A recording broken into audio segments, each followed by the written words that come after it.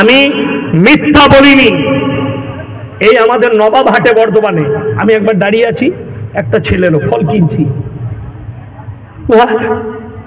কাটুয়াই ঘর, বাস ছাড়া গেছে, পয়সা নাই। আমি মনে মনে ভাবলাম তাও হবে, ক টাকা ভাড়া? 60 টাকা। আমি তো 100 টাকা রাখ, তাকে খালি দিয়া সার টাকাটা নিয়েছে। আমি ফল কিনছি, হারামখোর রোডের ওই পারে গিয়ে লটারির টিকিট কাটছে। হ্যাঁ, আমি মেরে টাকাটা কাটলাম। লটারিওয়ালা বলছে আমার খদ্দেরকে মারছো। আমি তোর টিকিটা ছিঁড়ে দেবো এখানে, তো আমাকে চিনিস? তখন ওইখানে আরো মিষ্টির দোকানি ফোকানি সবাই চিনে ছুটে এলো। আমি বলে এই ব্যাপার, আমি লটারিওয়ালা বলো আমাকে চিনে রাখ, তোর টিকিটা ধরে ছিঁড়ে দেবো এখানে। তো হারাম ব্যবসা করছিস কর। মুসলিমদের ছেলে লটারি ব্যবসা করে খাচ্ছে, বলুন। ওই জন্য কোরআনের কথা মানবেন। কোরআনে আছে ওয়াতিদাল কুরবা, সব থেকে প্রথমে তোমার কাছের গরিবকে দান করো, পাশের লোককে দান করো। আমাদের দেশের লোকের অবস্থা খুব খারাপ, ঘরের পাশে গরিবকে খেতে দেয় না, কিন্তু বলছে আমি পাথর চাবড়িতে 10টা ফকির খাইয়ে এলাম, তুই জুতো খাবিবে কবরে। কষ্টটা তো ওই জায়গায়। বলছে পাথর চাবড়িতে চাদর চড়িয়ে এলাম, আর তার নিজের খালার গায়ে একটা শীতের চাদর নাই। তোর ফুপুর গায়ে চাদরটা কিনে দে, আল্লাহ রাজি হয়ে যাবে, ঠিক কিনা? পাথর চাবড়ি পীর সাহেবকে ঠান্ডা লাগে না, যে চাদর লাগবে।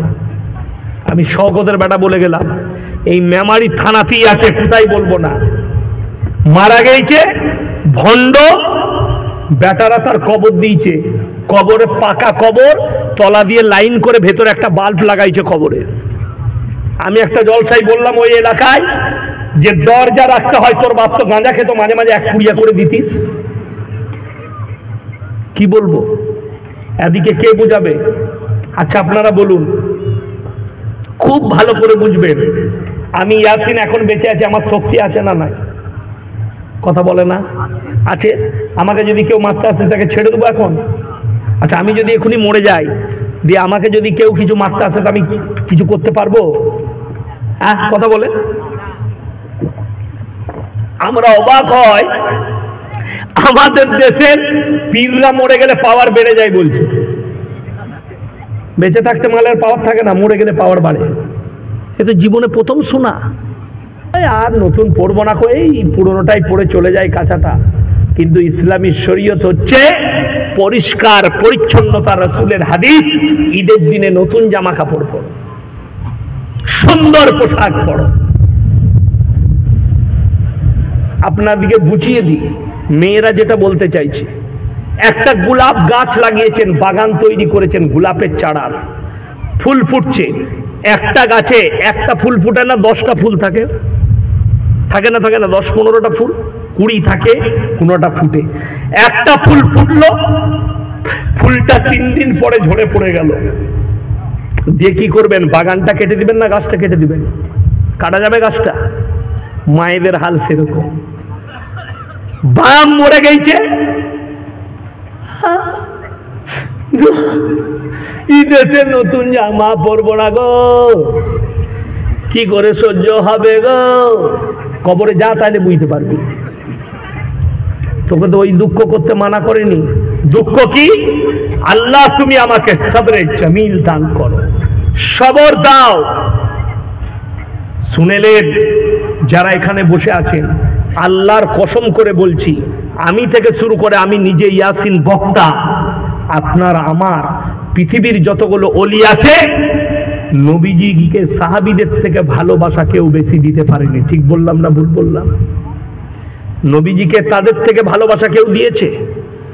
নবীজি চোখের সামনে চলে যাচ্ছে, হাদিসে আছে, হযরতে উমরে ফারুক রাদিয়াল্লাহু তাআলা আনহু বললেন, কেউ যদি বলো আল্লাহর নবী দুনিয়া ছেড়েছে, তাকে আমি টুকরো টুকরো করে দেব। হযরতে আবু বকর সিদ্দিক রাদিয়াল্লাহু তাআলা বুকে জড়িয়ে ধরলেন আর বললেন, হে আবু বকর, হে উমর, বলো না যে নবীজি দুনিয়া ছাড়েনি। কোরআনকে মিথ্যা বলা হবে, কুল্লু নাফসিন যায়কাতুল মাউত, প্রত্যেকটা জানদারকে মৃত্যুর স্বাদ গ্রহণ করতেই হবে। হযরতে সাইয়্যিদনা বিলাল হাবশী রাদিয়াল্লাহু তাআলা আনহু এত কেঁদেছেন, 3 দিন পরে বললেন আমি রাসূলের মহব্বতে আমি থাকতে পারবো না।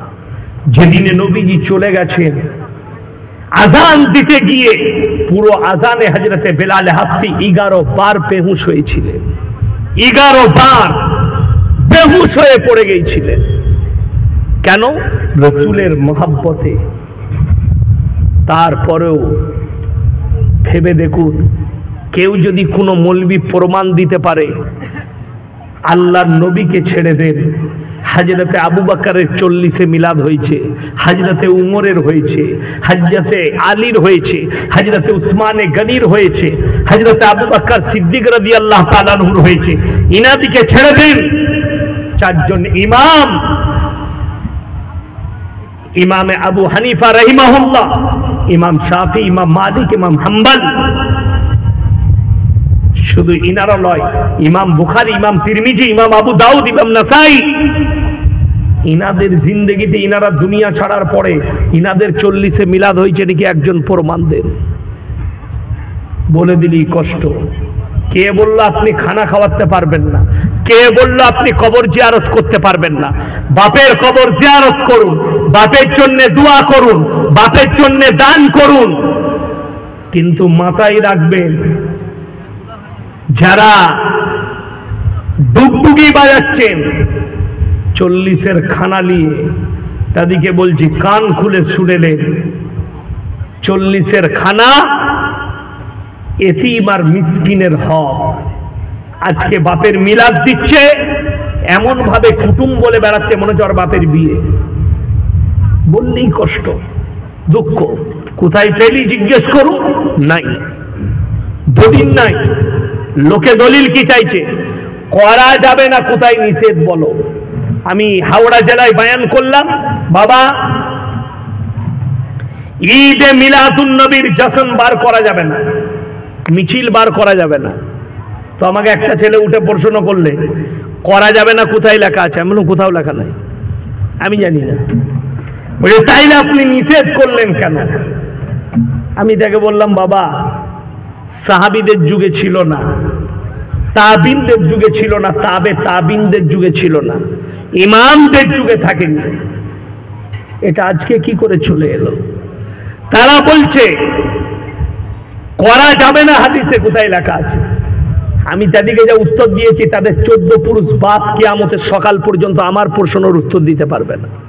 আজকে আমি যে জলসা করছি, এইখানে এসেছি, আপনারা বলুন ফজরের আপনার এশার ফরজ নামাজ ক রাকাত? কথা বলে না, 4 রাকাত।